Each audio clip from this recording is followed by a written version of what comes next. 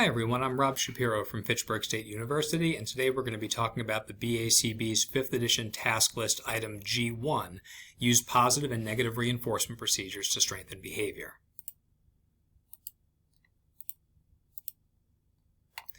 And for starters, it's good to just do a quick review of what positive and negative reinforcement are. So when we talk about positive reinforcement, a stimulus is added to the environment or increase in intensity immediately following a response, which results in that response occurring more frequently in the future under similar circumstances.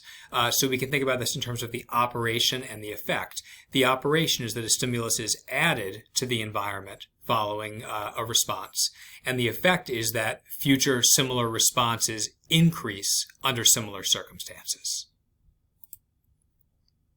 Moving over to negative reinforcement. In negative reinforcement, a stimulus is removed from the environment or decreased in intensity immediately following a response, which results in that response occurring more frequently in the future under similar circumstances. So you can see we've got a lot of similarities between positive and negative reinforcement, in that in both cases the effect is the same. Future behavior increases, but with negative reinforcement, the operation is that a stimulus is removed from the environment immediately following a response. And so then we see that, again, that increase in similar responses under similar circumstances in the future. This diagram can be a nice way of conceptualizing that difference between positive reinforcement and negative reinforcement. We also have the punishment possibilities here as well, but for now we're focusing on the top of this diagram, positive reinforcement and negative reinforcement. And we can see that in both of these cases, the effect is the same. Behavior increases, but with positive reinforcement, the operation is that a stimulus is added to the environment. So stimulus added, behavior increases, gives us positive reinforcement. And then over on the top right, with negative reinforcement, the operation is that a stimulus is removed from the environment, and the effect is that behavior increases in the future.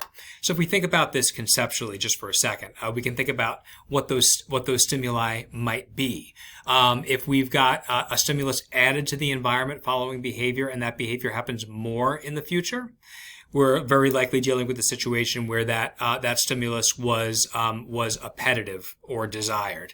Whereas with negative reinforcement, if a stimulus is removed following behavior and then that behavior happens more, it's pretty likely that that stimulus that was present in the environment was aversive or was abative in some nature, and that explains its removal, occasioning behavior happening more in the future. Couple of points that are really important to remember, both in positive and negative reinforcement, and areas that very often lead to some confusion. First of all, it's important to remember that timing is everything here. The stimulus change doesn't have to be contingent on the behavior. It just has to follow it closely in time. Sometimes we get hung up in thinking that the behavior in question has to cause the stimulus change for reinforcement to occur, and that's not really the case. It's all about that timing. It's just if the stimulus change immediately follows the behavior in question, it's likely to exert influence over that behavior. And the more closely the stimulus change follows the response, the more impact it will have on future behavior. So we'll see that when we talk about strategies for using reinforcement effectively, how that timing is going to play a role there as well. But again, it's about timing, not about contingency.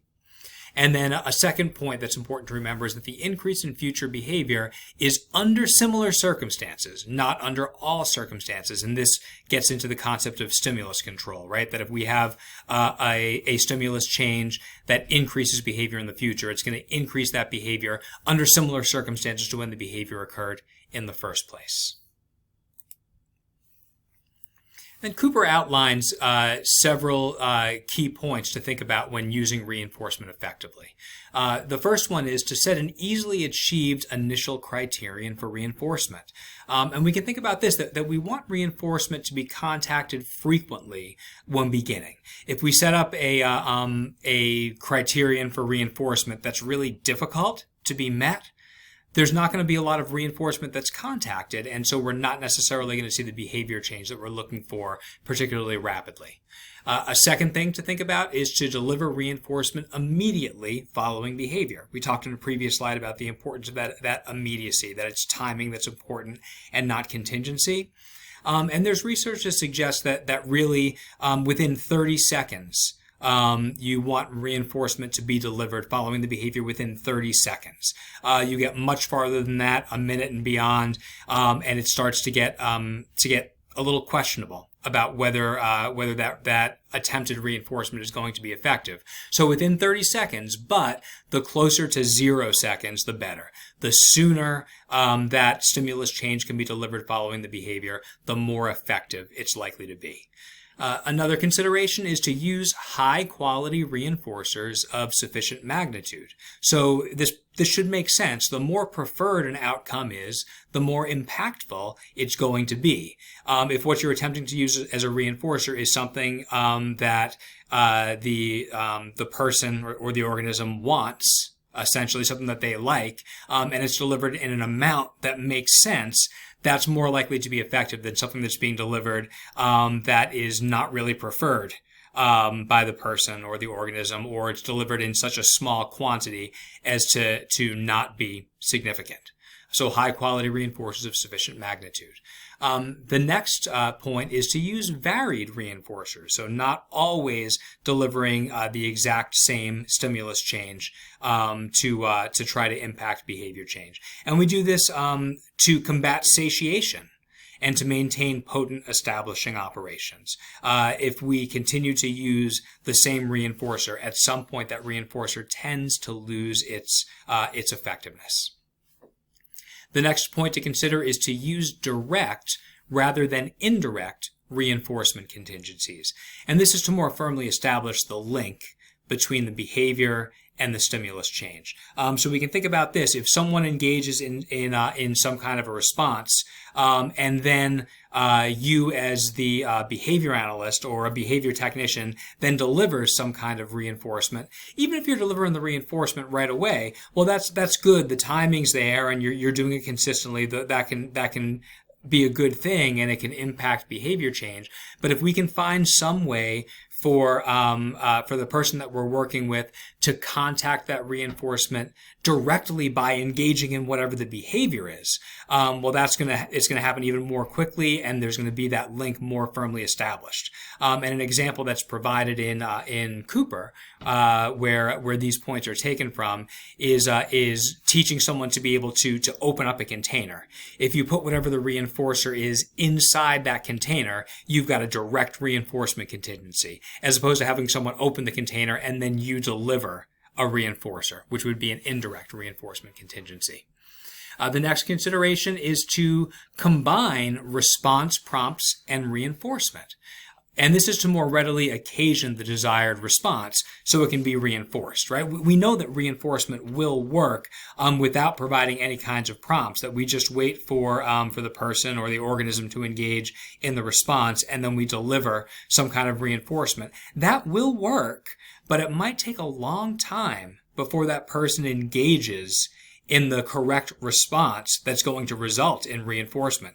So if we can combine some prompts there to get that response occurring more readily, we'll have more opportunities to be able to provide reinforcement. Some other considerations are to initially reinforce each occurrence of the behavior. So remembering that fixed ratio 1 or continuous reinforcement schedules of reinforcement tend to be best for acquisition. Basically, the more consistently someone is able to contact reinforcement for engaging in the response, the more likely that response is to continue occurring. Obviously, down the road, we're not going to continue to reinforce each occurrence. We're going to look to thin that. But initially, that fixed ratio 1 or continuous reinforcement schedule tends to be most effective for establishing new behavior. The next is to provide contingent attention and descriptive praise. And this has the potential to provide additional reinforcement for those that we're working with that find attention reinforcing, that attention reinforces their behavior. It also provides a bit of a rule-governed aspect to what's essentially contingency-shaped behavior. So if we provide someone with that descriptive praise, nice job doing whatever it is that the person did, right?